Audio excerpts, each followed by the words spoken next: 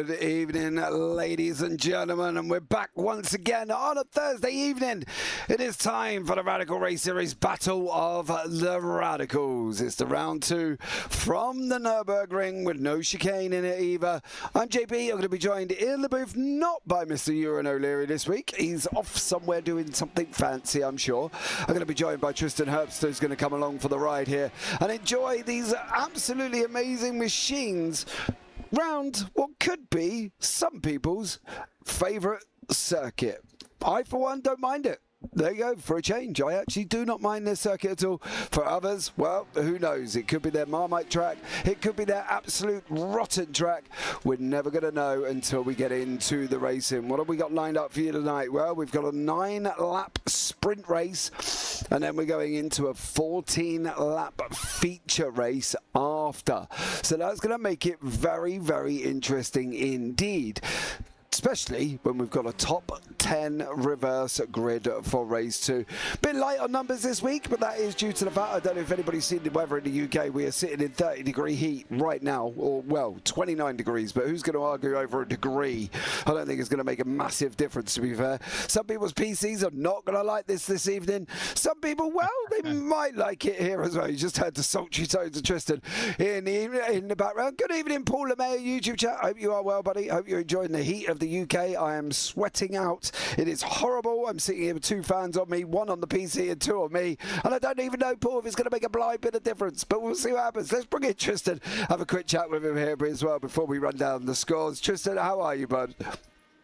I mean, I'm quite frankly a lot better than you. I don't have 2 fans blowing on me at the moment. I'm sitting in a good old icy 8-degree weather down here in South Africa, so possibly the complete opposite situation than you're in. But nonetheless, we get to watch some radicals around Nürburgring, and like you were mentioning, it's either a track that you really like or it's a track that's thrown you through a couple of turn and tender moments. But for myself, definitely a great track.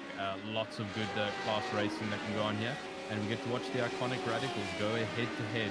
The SR8 and the SR10 match round number 2. So I think it's going to be an excellent race, not even considering the lower numbers. I think the drivers are going to give us a good show. Yeah, absolutely. I think you are right there. Paul loves the heat. Mate, I don't. I don't. In my day job, mate, I'm sitting in 45-degree heat. At one point, it was registered in a combi truck up at 55 degrees. The poor lad that was sat in it must have lost about 10 pounds in sweat. It was absolutely a nightmare. In round 1, going back to round 1 around America, it was very interesting, to be fair. Seth Brown took the win in the SR10s for round number 1. Mike Bousson won the SR8s for race 1. Then we flipped it on the head and gave it the old switcheroo for the top 10 reverse. Heinz Braun took the win at Road America in race 2, with Havard Gullikson winning in race 2 for the SR8s. Now that makes something very interesting happening in the standings at this moment in time. Havard Gullikson and Heinz Braun are only 2 points behind each other.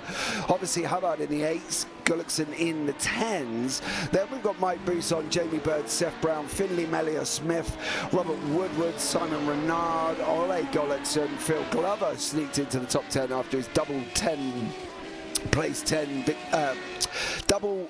no, hold on, where am I going? He got 10th in both races. That might be the easiest way, rather than trying to overcomplicate it. Then we've got Ray Beasley, Steve Webb, Freddie Schreier, Emmanuel Mandika, Patricio Silva, Stefan Mellis, and Dominic Pavera. Stefan didn't have the greatest of evenings, but then again, if we know Stefan Mellis, like I have done now for 3 years, I know he's only just practiced in probably the last 15 minutes. Other than that, he probably ain't done a lot. Bless his little cotton socks. We've got the BOP tonight, Tristen. Tell us all about it.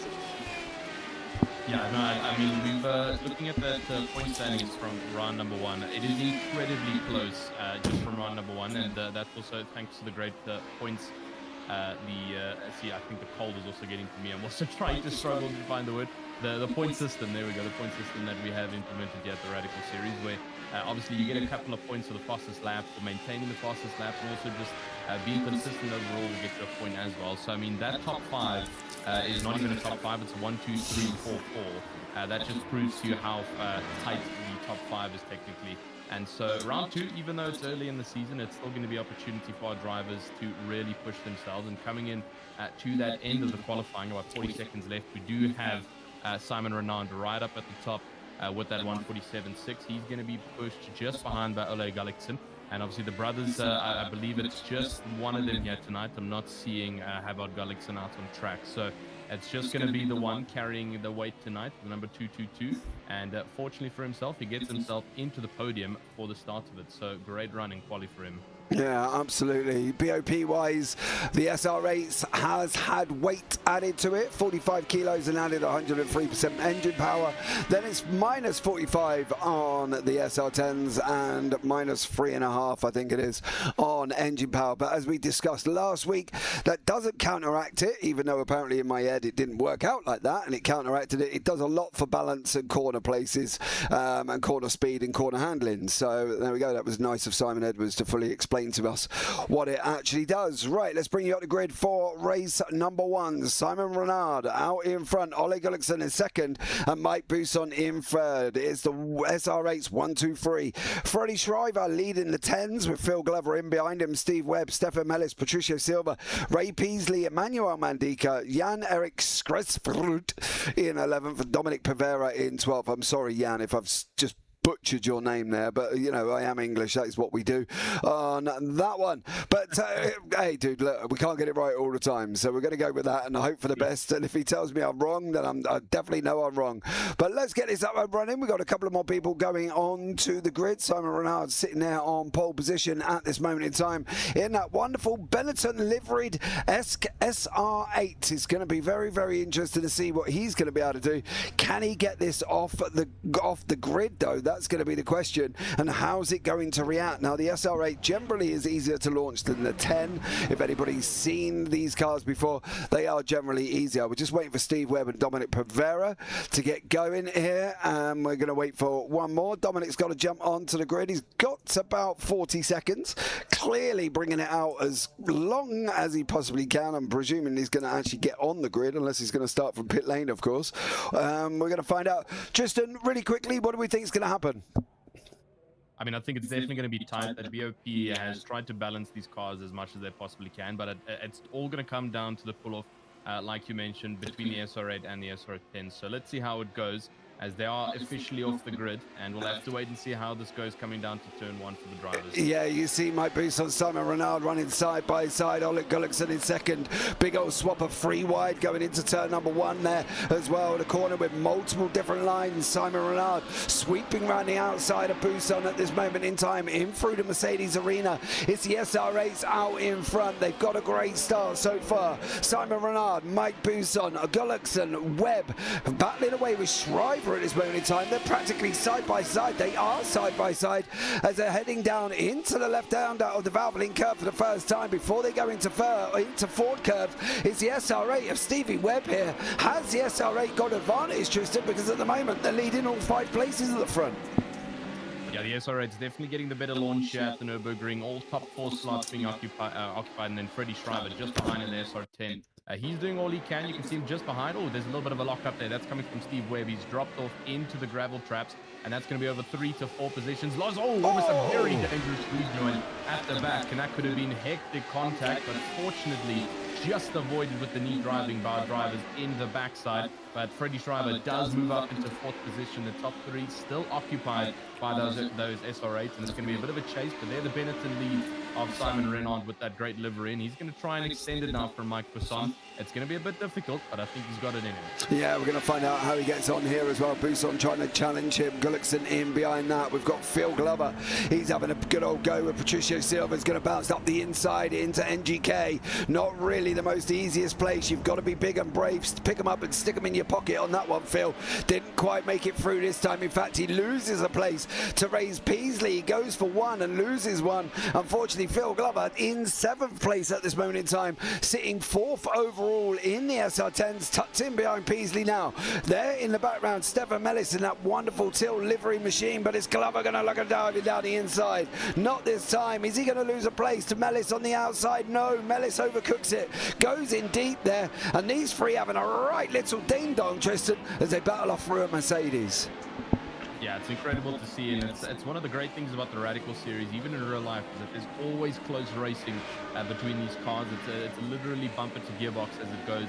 around the circuit. And I mean, as we're just observing it, Phil Glover unfortunately losing over 3 positions here since the start of the race and just slowly falling back. He's got Steven Mellis just up in front in that SR8. He's going to have to chase, but like we've already seen from qualifying results, the SR8 seemingly doing slightly better here at the Nürburgring with its handling compared to the SR10's top speed.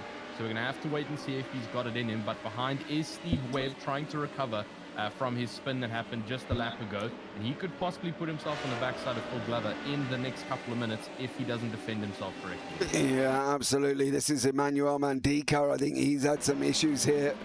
Unfortunately for Emmanuel, I think he's going to come round and that back end's going to spin up on him.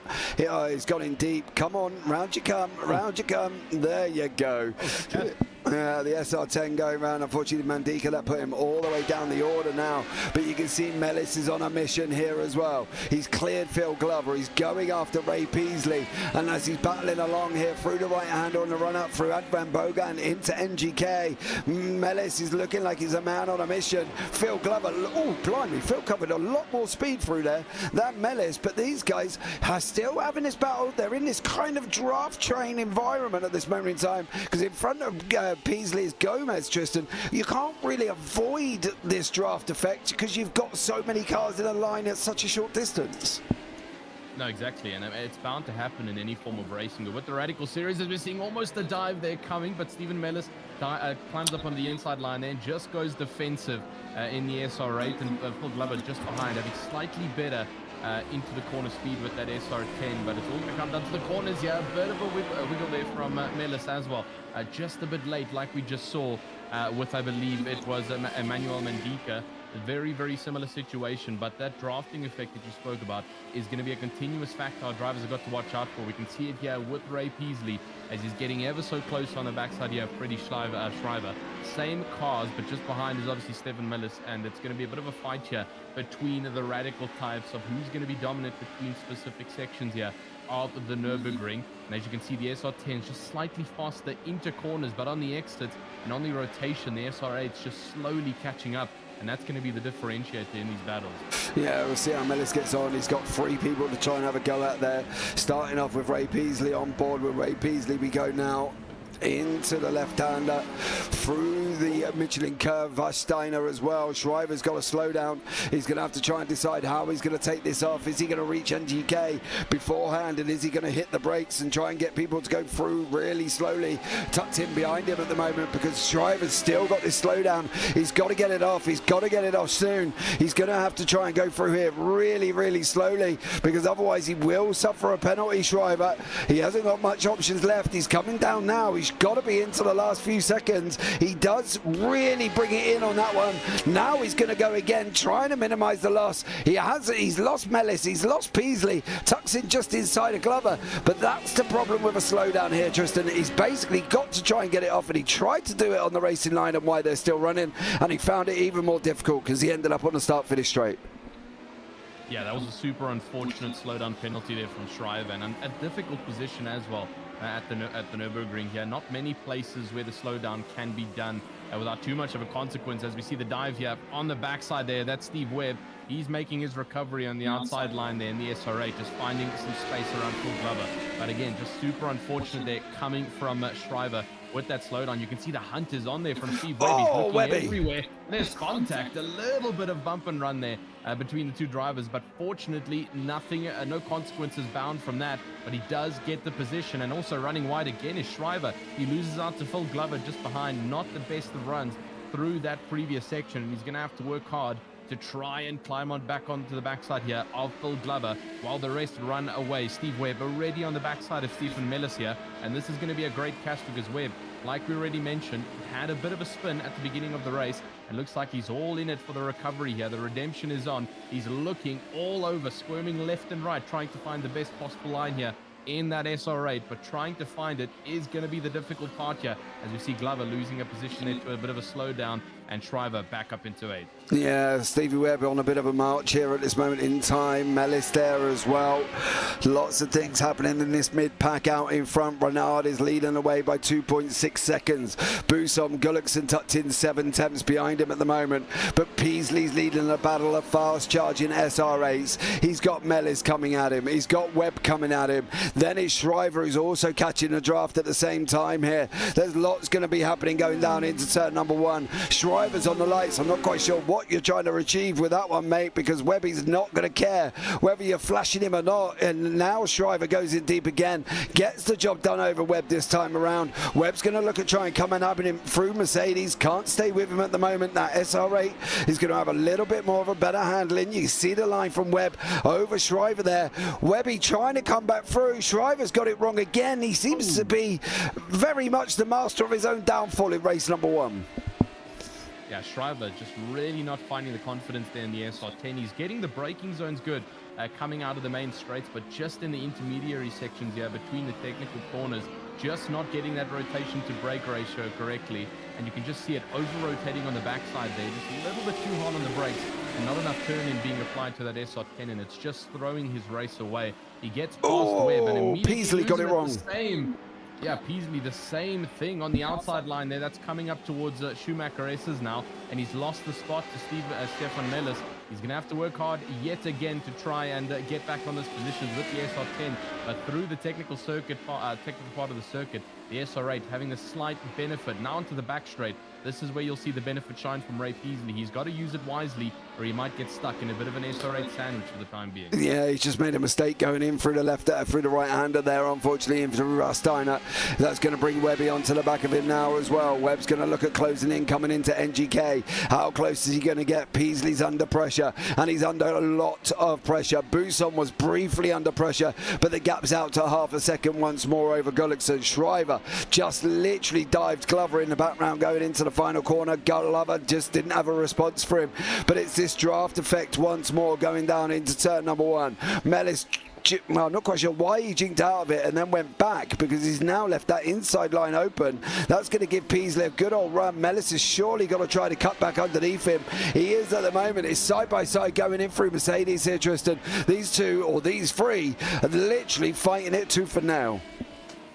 Literally tooth and nail here, and it's a very difficult battle for the SR10. He's being severely overwhelmed by the two SR8s. You can just see the benefit of the handling and the aerodynamic package that the SR8 has got over the SR10 just through the corners. A better rotation spec there coming from Mellis and Webb behind, and they're constantly putting pressure. The only relievance that Peasley's getting is allowing himself to be later on the brakes with the SR10 and just having a little bit more of that straight line speed, but it's not looking like it's enough because he's not able to pull away from Mellis or Webb. They are both putting immense amount of pressure on the rear side of that SR10, and just behind, obviously, still Shriver and Glover.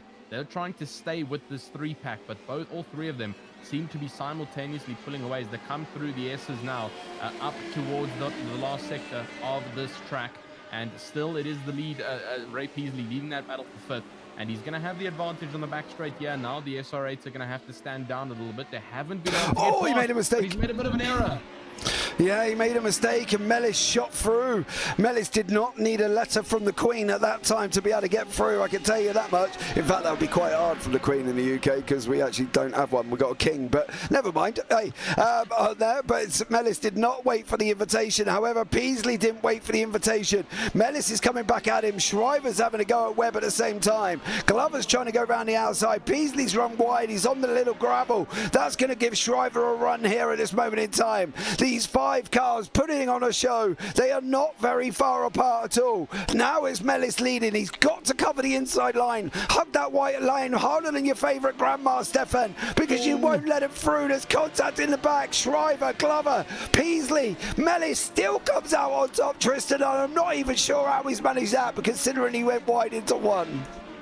Yeah, this is some absolutely phenomenal driving coming up from Mellis. He has mastercrafted and tiptoed his way around this top 5 battle. So much going on, and a couple of contact points there into turn number 1. Somehow he's managed to make it work. There's a spin. In the background, it's Peasley. He's lost it after such a long fight with the top 5, and he lost it on exit, just putting a little bit too much. It almost looked like contact on the backside of Glover there, but just losing that black SR10 and not enough to get it spun around. We can see another replay angle here, just fighting with Glover, and on the exit, just a bit too much on the curb. and that's enough to spin the car around. That's the battle over for Peasley with only 2 laps left. Yeah, Peasley unfortunately just got it wrong there. It's going to bring him into the thing with Jan Erik further back. You see Gullikson is charging up to the back end of Buson at the moment. Ole Gullikson giving Mike Buson a little bit of a run for his money now as these guys start coming into the final laps. Buson looks a little bit quicker through NGK. The gap's opened up once more, but it's going to find out how these guys are going to go. You can see Gullikson there at the moment with Buson, and it is Buson 3 and 5. It was expected. Gullikson in 1, 2 and 4. So Gullikson is quicker, but Buson's getting that better run through that final sector that's just giving him that little bit of a breather. Yeah, just a bit of a breather that he's been able to receive. I mean, in terms of Renan, though, he's completely pulled away from this race, 4.4 seconds away from Buson. And so the focus has shifted completely from Buson. It's no longer a chase race in this last 2 laps. It's now a defensive race. And he's got to watch out, especially on the corner exits, to not get himself a slowdown this late into this race, or else he might risk an attack here from Ole behind. But as you can see, 2/10 of a difference. Identical spec cars here. Obviously, the open setups can change things slightly, but still pushing on strong behind is Ole Gullikson in the number 222. And with just about 1 more lap left to go, this is going to be the push that they've got to work with. Webb loses out the Glover yet again in the background. There's been a massive bang. Mellis is in, well, we'll have a look really quickly, but this has caused some problems. Mellis, Glover and Webb, all 3 of them getting involved in this, and I'm not entirely sure what went on. We're going to find out now. Shriver takes a very wide. Oh, Mellis has gone round. There's Webb. There's Glover. Ooh. Oh, no. That's huge. And that's killed all 3. They've gone from having a proper right old ding-dong, and now Mellis is just trying to recover, and he's got Peasley back in front of him again. Poor old Mellis and Peasley, they've been swapping places. It's been crazy tonight, and now they're swapping it again after both having dramas. But Mellis has got to be damaged. He's got to be in. You saw his nose cone come flying off. Now he's back on again, but he's got to have problems. Webb's got, Webb, his nose is shaking around. It looks like he's been to a bad plastic surgeon there for Steve Webb, unfortunately. And it looks like he's going to fall off at any point there, Tristen. But Simon Renard out in front, leading the way and on to the final lap. Yeah, unfortunately, the netcode control team there didn't do the greatest job of sticking that one back on correctly for Webb. That's, like you say, a dirty plastic surgeon job, and it's not looking too great as we see Mellis and Webb just drastically dropping off the board. And Peasley's defeat there has gotten a little bit better. 2 positions up. Glover gets himself a bit of a black flag penalty. That's a slowdown that he's got to serve coming towards the end of it. And that's an unfortunate one this late in the race as we continue. Yeah, he's going to have trouble getting that off. That's actually a drive-through, which he's now not going to be able to do because he's on the final lap, which means if you can't do anything about that now. He will instantly get a 40-second penalty at the end of the race that's going to bring him all the way back down, probably near the bottom end of the field, depending how Pavera is, depending how close Pavera is. But he is going to end up getting a penalty, Phil Glover, and I'm guessing he's not going to be best pleased about that one, because that is a drive-through penalty, possibly for incidents with the contact with Mellis, but there isn't a lot he could do about it now. So there we go. Gullikson has been off track. We'll look at this really quickly because this killed the battle with Buson. You can see him run round, he got a big old squiggle on, and that's it, unfortunately. But it is all about the man at the front, Simon Renard, who is going to take this victory in this machine, in the SR8's machine. It's going to be Renard, then it will be Buson, then it'll be Gullikson in behind, but Simon Renard is going to come over the line. It's going to be a winner chicken dinner for Renard in race number 1 in that Benetton livery by 5.5 seconds out in front. There goes Buson, there is Gullikson in behind him, and literally that was a battle and a half from them guys in the middle. What's going to happen with Freddie Shriver and also Patricio Gomez? They're going to be running around 2 tenths away from each other. Shriver's got to get it going now as well. He's going to take the win in the 10. Gomez is in behind him. I wouldn't slow down. Oh, you're quite lucky. It's quite high up, to be fairly honest with you. But a great race there from Shriver. He comes back through after having his dramas, Tristen, and takes the win in the 10s. Yeah, incredible stuff there from Shriver. Actually, just getting the one up there from Gomez just on the final corner coming up to NGK there. So sweeping the win for the SR10s. There we see Phil Glover coming in. He's going to have to take that black flag home with him. The drive-through, apologies about that confusion. I get confused between the flags. sometimes within the different race categories and platforms. I see Pavera also got himself a black flag there, drive through Webb as well, just coming towards the end of the race there. And there we see a bit of a bumper floating around. That bumper's definitely tired and it wants to go back to the pits. But what a great race. I mean, even talking about the lower amount of numbers that we experienced here tonight, we had absolute pristine action between that top 5. And I'm hoping to see the same thing here in the reverse for the 14-lapper. Yeah, let's have a look at the results because them 3 penalties going to flip this on its head. Simon Renard's going to be your winner with Mike Buson and Ollie Gullickson. That's the SR8 1-2-3. Shriver leads the 10s with Patricio Silva Gomez in 5th. Ray Peasley grabbing himself a podium. That's partly due to Glover's penalty. So Peasley grabbed that place away. Jan-Erik Skrasfeld in 7th with Manuel Mendica in 8th. Then Stefan Mellis in 9th. Glover does get pole in race number 2 though, silver lining. He gets 10th overall with Dominic Pavera and Steve Webb after his penalty all the way down the order. That is very interesting indeed. Them 3 penalties really jiggling that results up. Yeah, absolutely. It's always a thing when we get towards the end of it, and obviously the penalties take effect. And obviously we got quite a couple of penalties that came in towards the end there, obviously for Webb and Pavera. And I don't think they were expecting it so late in the race. And like we say, you can't exactly serve a drive-through on the final lap. So it just slaps on the extra 40 seconds to your total time. And unfortunately, that's what Webb and Pavera had to deal with. So now the top 10 gets that flip around. Renand is going to start all the way down in 10th position. But Phil Glover going to get a bit of redemption here. And hopefully he can use the powers of the SR10 on launch. Let's see if he can keep Melis behind, because those two are going to be battling at it. A bit of a warm-up though that the drivers get to go through. Make sure that they realign themselves for the feature race, and that top 10 reverse is really going to be a pinnacle part of this, and going to be good to see what the top 3 can do with each other. Yeah, I do. I am wondering if the 10 has got the strength here tonight. I'm a little bit worried that it actually hasn't got the strength, and if Phil Glover's not careful, he might get eaten up faster than some barbecue ribs on a Sunday, and he needs to be a little bit more smarter on how he's going to play this, because I don't think the 10's got that power that's going to be able to keep it in front. I think this is an SR8 track, and I've got a funny feeling the SR8s might come storming through the field. Patricio Silva is in YouTube chat. Patricio, welcome in. Don't forget, mate, you have got a second race, just to let you know, coming up.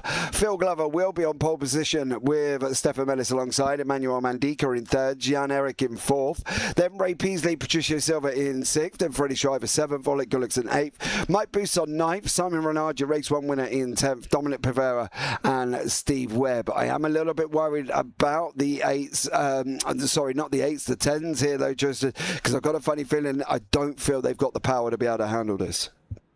Well, I mean, if race 1 was anything to give us a bit of a statistical breakdown, and when we saw it, the top 3 finish was an SR8 lockout. And obviously, we had a couple of the SR10s there in 4th, 5th, and 6th, but that was also majority of that was due to the bit of the pileup that happened with the SR8s on a lap number 8. So a little bit of a discrepancy data there that we're going to have to see. But onto the gantry lights, they are officially ticking down. And this is all going to come down to Phil Glover. Will he have the launch, or will Melis have the better launch? And already Melis goes side by side, getting on the inside line, coming down to turn number 1. And he's gotten the launch on the SR10, and Melis already controlling the race. The number 56 driver goes a little bit wide, but he's gotten the control at the start. The interesting thing is we lost Webb, we've lost Buson. I think this could be due to heat. Shriver and Pavera have got penalties already. They've jumped the start. That's not good for them. Simon Renard's right in the mix at the moment. He's got Freddie Shriver alongside him. He's got Jan-Erik in front of him.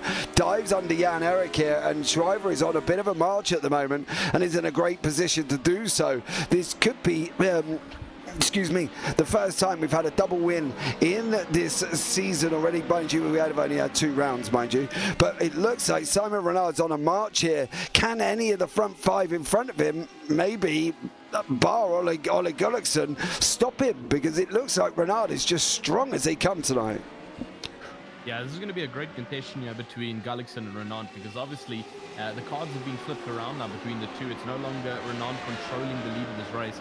Technically, if you're talking about the drivers starting at the back coming up, Gullickson now controlling that from our top 3 that won in the previous round. So if he can, like you say, keep Simon Renault behind. This could potentially be a good fight between the two as they climb up the grid. We can already see that Phil Glover's reclaimed the top spot as Melis made a bit of an error. They're coming up towards the back straight, and so he'll lead it for the time being. Peasley's gotten ahead of Gullickson, and looks like the SR10 abusing the straights there. But now again, Gullickson's going to try and show his worth, but he's got the pressure from behind. Here comes the Benetton already on the backside, the SR8 of Simon Renault, and there's contact. There's a bit of contact. Ray Peasley gets contact, and he even makes contact further with another driver. That's Patricio Gomez facing backwards on the track. And what an eventful final corner, and it's still Gullickson has remained ahead of Renault. Yeah, this it could be the fact that Peasley, he leaves this door open, and it's whether or not Gullickson's along. No, you're not alongside, son. You're not alongside, Ollie. And unfortunately for Peasley, he spins round and he hits Silver there as well. We lost Stevie Webb. Computer shut down with heat. We lost Mike Buisson with the computer shut down with heat. So both of them, unfortunately, having issues. I don't know if you've ever seen Mike's PC. He's got literally more fans in it than Tesco's, and yet it's still shut down because it got too hot. Well, mine's still surviving at the moment. Thank God for that. But we are still into race number 2, lap 2 of 14, but we have lost the 2 UK drivers with heat exhaustion on their PCs, Tristan, which I did say might happen. I've got to tell you, if you guys are running a Radical series in the English summer, there has to be a sponsorship prize of some kind of massive fan, like one of those Donkin fans that the race that the season winner wins, and you can just plug that in and strap it right on top of the computer, because man, that is terrible to be losing drivers to the heat, and so unfortunate for Webb and Buisson. And I don't even want to talk about my temperatures here, because I'd just be gloating with my 28-degree CPU as it currently stands, and that's glorious temperatures down here. But for the drivers, they've still got all the pressure here.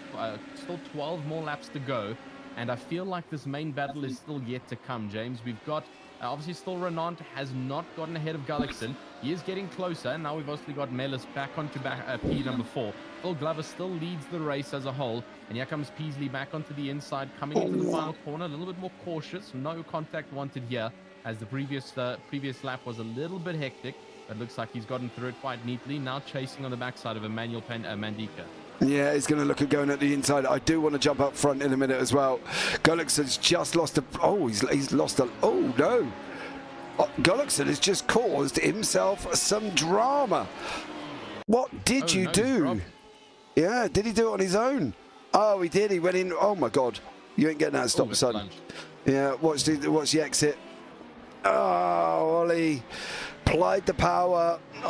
And unfortunately for him, drops down the order.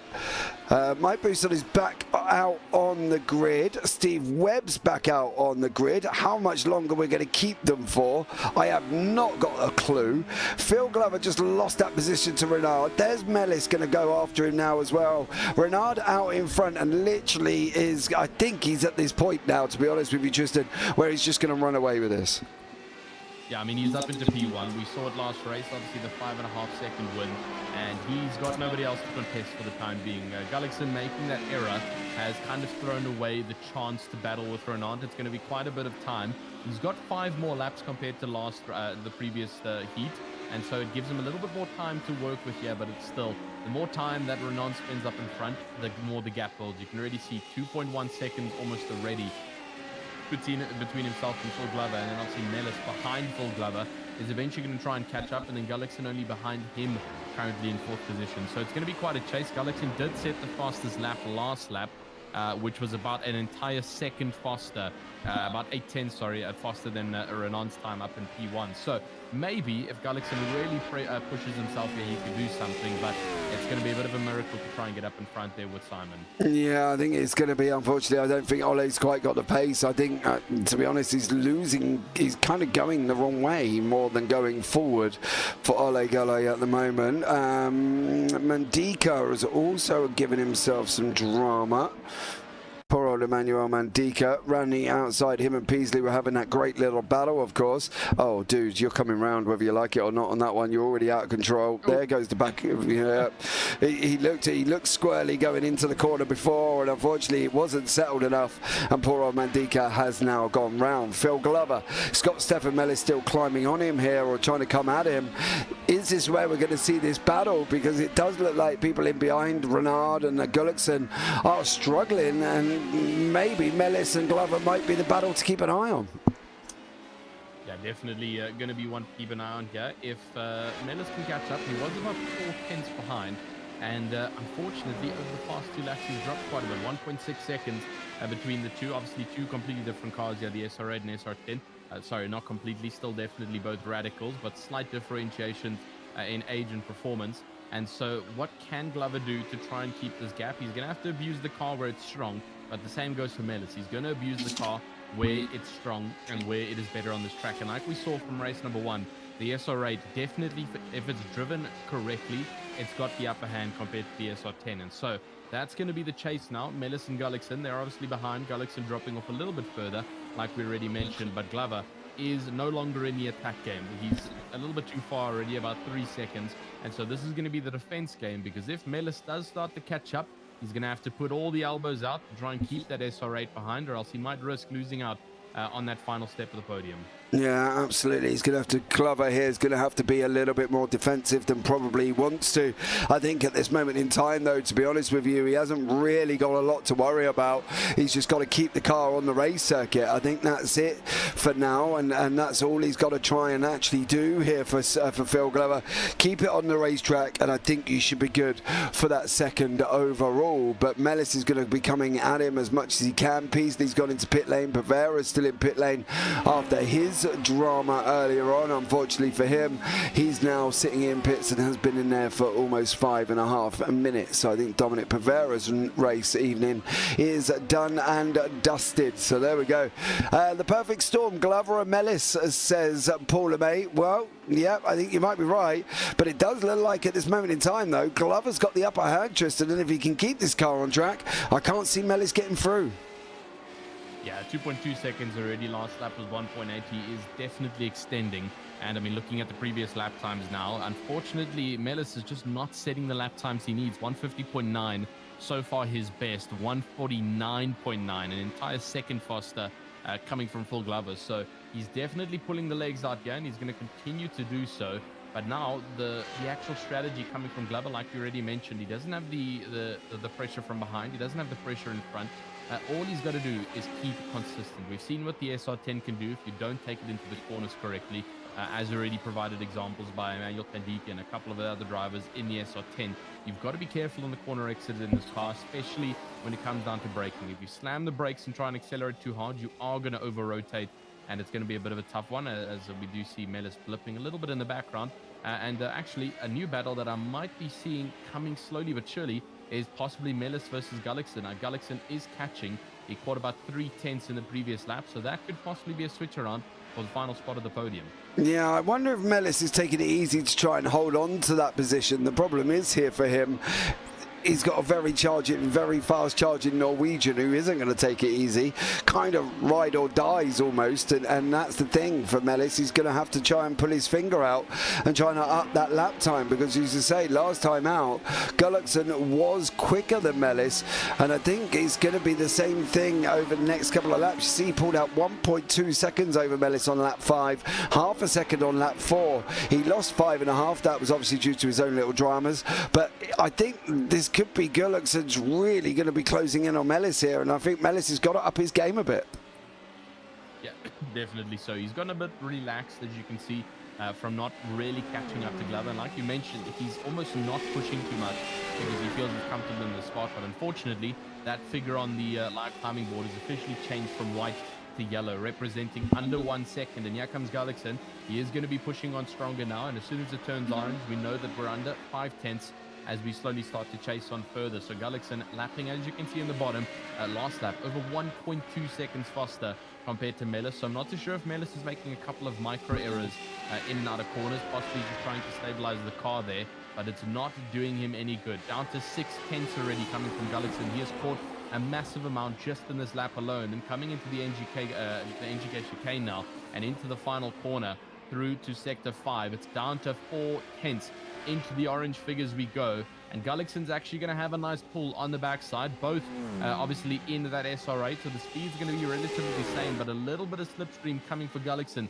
down into turn number 1. And obviously the braking differences, looking up on the inside line a little bit too far and just having a bit of a look just to see how it's going, not making any indecisive decisions just as of yet, but right on the backside now coming into lap 7. And now Melis is in critical danger.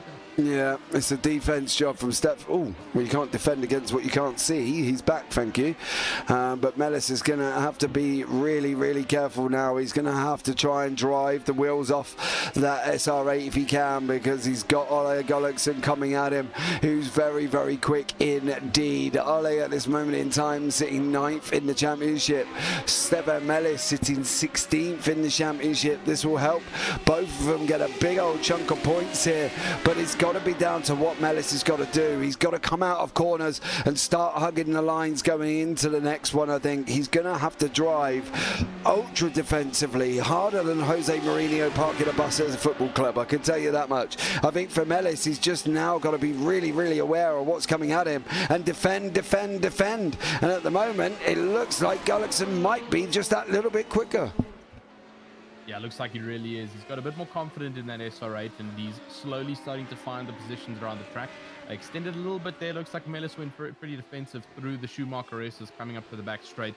And that's obviously pushed Gullickson a little bit further behind, but still well within attacking distance. Is it going to come into the NGK chicanes? He's on the inside line, and he's gotten the pull enough. Into the first chicane he goes. And a great move from Gullickson. What a clean overtake.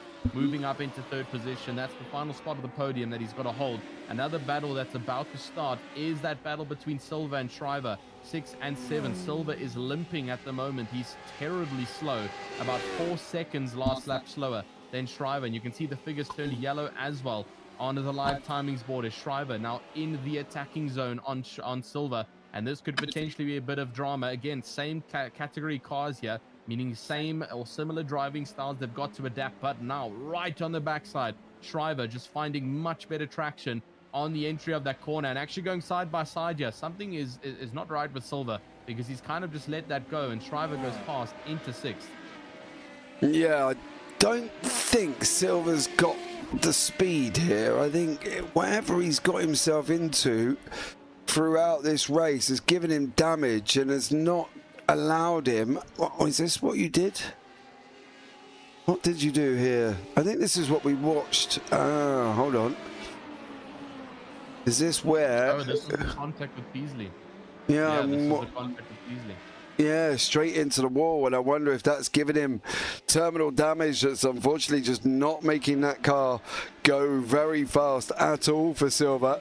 Car looks relatively unscathed, to be fair. I can't see visually any damage on it, but clearly there is damage on it because he's already dropped 1.5 seconds near enough coming back here. So, yeah, I think Gomez's night could be done and dusted. Ole Gullickson has cleared off Stefan Melis. Now the question is for us is, can Ole catch Phil Glover?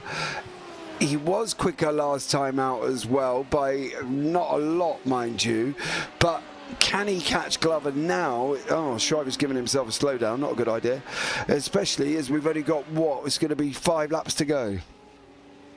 Yeah, 5 laps to go indeed. And I mean, looking at those last lap times, they just came across the board. Last from Phil Glover was a 150.5. Last from Ole was a 149.3.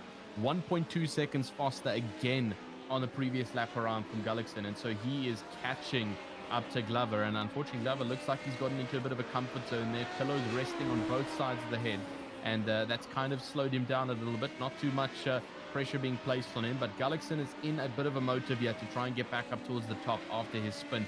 And so he is pushing that SR8 to its absolute limits. And you can see it. The time is just shaving off here from Gullickson. It's already under 2 seconds now between himself and Glover. And this could be potentially another victim for Gullickson to attack on. Moving up into 2nd position, making it a 1-2 for the SR8. Again, showing the dominance from the ulterior car. And the SR10s just having to settle for whatever they can Obviously, Shriver's come into, I'm seeing the out badge next to his name. Shriver's moving up, just a bit of a blip, thankfully. And so Shriver's back into it. But for the time being, 1.8 seconds ready between Gullickson and Glover. This could potentially be a good fight we get to witness here. And if Glover's going to have enough to defend. Yeah, I don't know if he is. Gullickson's given himself a slowdown, so he's going to have to get that off. Choices of where he's going to do it before he gets a penalty as well. He is taking it off. The gap is extending with Phil Glover is out to above 2.1, 2.2. He's still not got it off. He's going to have to try an NGK. Slow right down, Sunshine. You could have just basically probably got it off there. Now he's managed to get it off, but it's 2.6 seconds now. Mellis is closer to him than he is to Phil Glover. Yeah, and this is starting to get a little bit tight here for Gullickson. I mean, it's down to lap 10 now. Only 4 laps left that he's got, and he's got to basically set about 8/10 faster each lap. And obviously last lap was a huge drop off for him with that slowdown penalty. But yet again, that last lap performance from Phil Glover was a 150.3. Ole with the slowdown was still faster by 3/10, and so that's just kind of proving to it. He lost about 6/10 with that slowdown, so he's catching drastically. You can see he's already pulled it back down to 1.9, and so I'm pretty sure Gullickson's going to find it in the next 4 laps to try and catch up to Glover. But Glover is going to go full on elbows out, and the question is if he can defend for the last 4 laps or if he's going to fall victim to that purple SR8 and have to settle for that 3rd position slot. Mellis will also start to catch maybe, but he's a little bit too far behind at this current point in time with only 4 laps to go. So we're going to have to see how this battle for the 2nd position is going to go for Gullickson. Only 4 laps left to go, and he is catching. Yeah, he is definitely catching here. Has Glover got the defensive prowess in him to hold Gullickson up? I'm fearful of knowing what I know about Phil, that he's just not quite got the gusto to place that car in a position that's going to make Gullickson think about it drastically. Unless, of course, he manages to hold on pace. But as we said, from the last laps, just 50.3 for Glover, 50.0 for Gullickson. So not a massive gain, but it's still a gain, and it's still coming down 1.7. I think for this man here, Tristen, he's going to find himself in a very, very healthy battle with about, maybe even by the end of this lap, possibly the next lap, and he's only going to have 1 more to do after that. Can he hold on? Can he defend? It isn't his forte. He's not known for being hard to overtake. Is he now going to have to try and get his elbows out and really put it to use here? Yeah, Glover's going to have to dig into the old school pants and try and find all the wild cards that he can. Because he's got the benefit of the time left here. He's only got 3 laps left to go. Unfortunately, Gullickson's already into that yellow figure under 1 second, 6/10 behind now.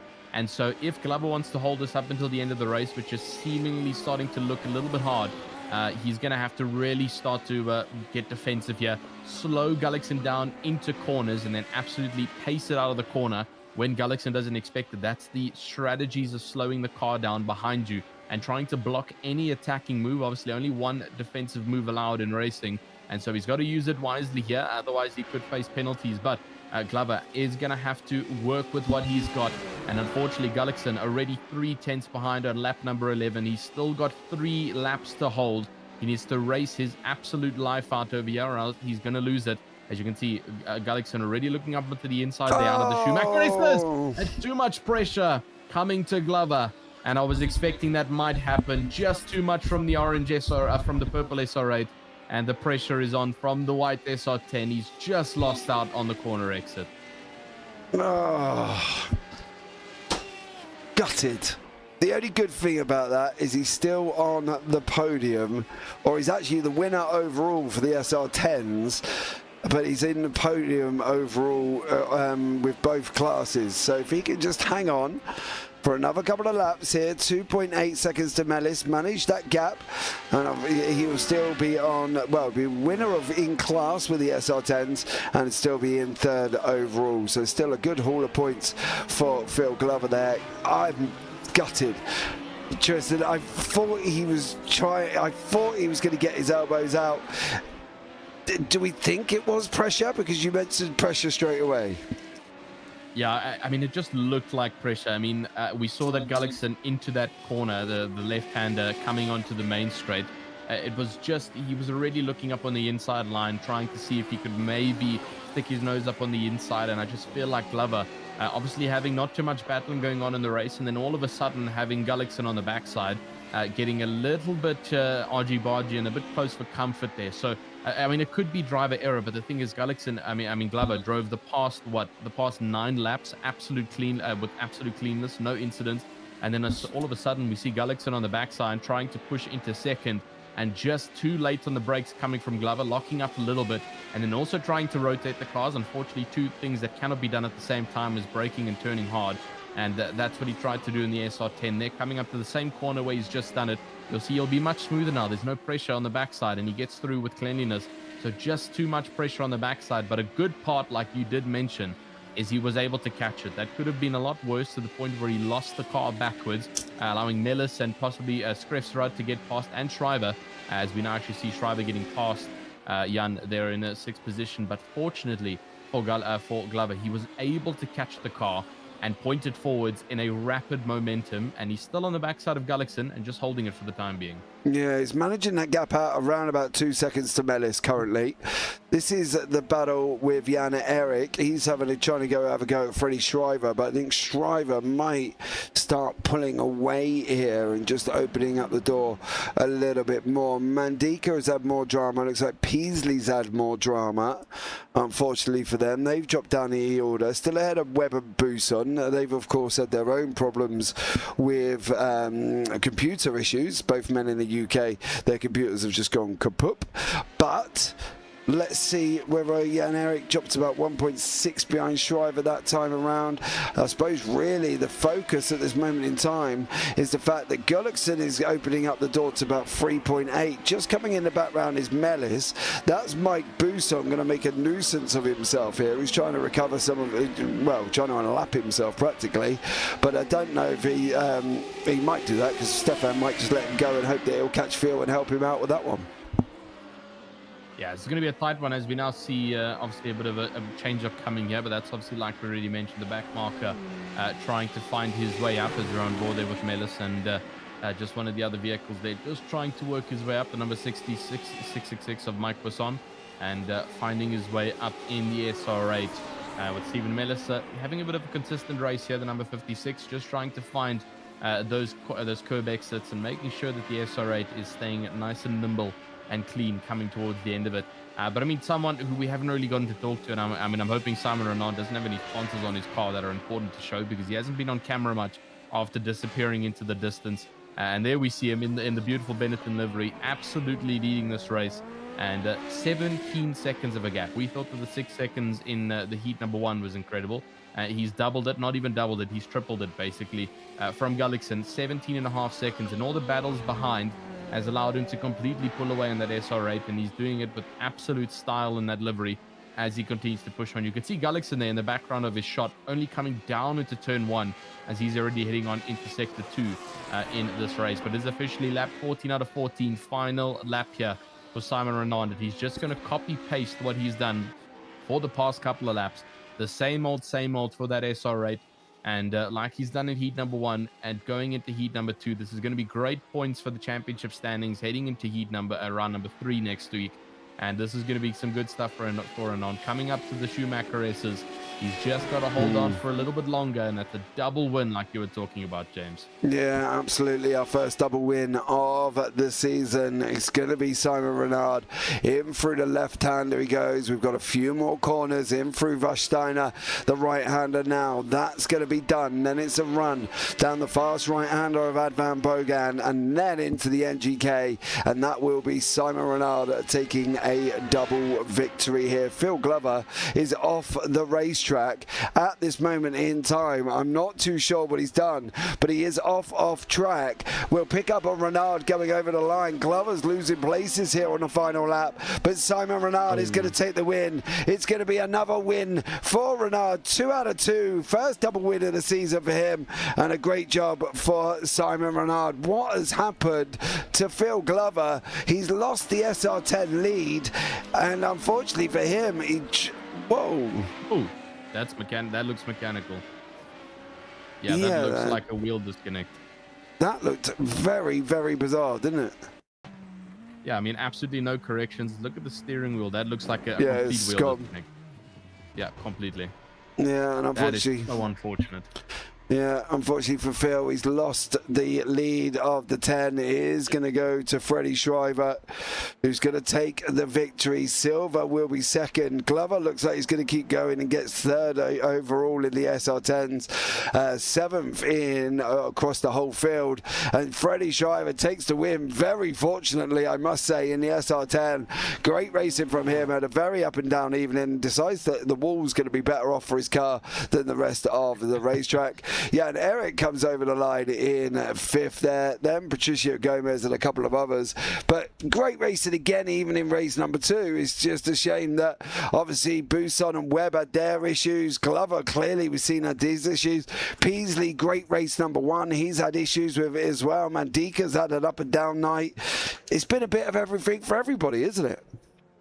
Yeah, absolutely. I mean, even like you mentioned, Patricio Silva, I mean, literally taking that car since the start of the race to the end with damage. And even though it's not showing due to the net code, it's definitely a damaged car that he's managed to limp it across. Ray Peasley, also after his couple of bashes throughout the night's racing, down in 9th.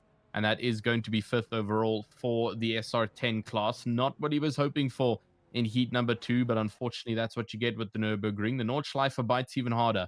So they can be glad that we weren't on that side of life, but still, nonetheless, a great race. Simon Renaud, obviously up in P1 by almost 18 seconds. Ole Gullikson taking that second position spot. And third then for Stephen Mellis, rounding up the top 3 in the SR8. Freddie Schreiber, 4th overall, but first in the SR10s with Jan-Erik Skrefstrad in 5th position, but 4th overall for your SR8s. Patricia Silva, Phil Glover, Emmanuel Mandika, 6th, 7th, 8th, and then Ray Peasley down 9th. Steve Webb, Mike Bassano having the issues at the start, 10th, 11th, and then Dominic Pavera. Unfortunately, not much racing for him in heat number 2. He takes 12th overall. But still great racing here for the Battle of the Radicals at Nürburgring. Yeah, absolutely. We're going on to Barber Motorsport next time out. Then we're off to the Autodromo International, Enzo Adino Ferrari or Imola, Road Atlanta, Silverstone Grand Prix, Willow Springs, Lime Rock, Circuit Zolder, Phillip Island, Canadian Tire, and finishing off the season at Interlagos. We'll give the drivers another couple of minutes to see if they are going to get in, but even with low numbers, we still had the great racing overall. Yeah, absolutely. Incredible racing with the Radicals. And I think it also just pays its respects to the physical car and the physical league that we're running as the SR8s versus the SR10s. It's great to see. And the thing is that it changes every single race with which car is going to be better. Nürburgring obviously being much more beneficial to the SR8, a lot more technical corners from Sector 2 all the way up to Sector 4, where the SR8 definitely had a bit more life. But we could have a couple of tracks coming up into the calendar that could potentially be a bit of a benefit of the doubt towards the SR10. I mean, we've gone through the calendar slightly, and for example, Circuit Zolder round 9, that's going to be an absolute abuser of a circuit for the SR8, but there could be some others where the SR10 is definitely going to have some time to shine. Absolutely. I think we're going to wrap it up, guys. I think it's going to be too hot, and I don't think drivers are going to jump in. They're normally here by now. So that's going to round it out for tonight. Thank you so much for joining us. Don't forget, like, subscribe, turn on the bells. That would be absolutely amazing. I've been JP. I've been alongside Tristen Herbst here this evening. And as always, take care. Have a great week. And you never know, we might see you on a track sometime. Good night.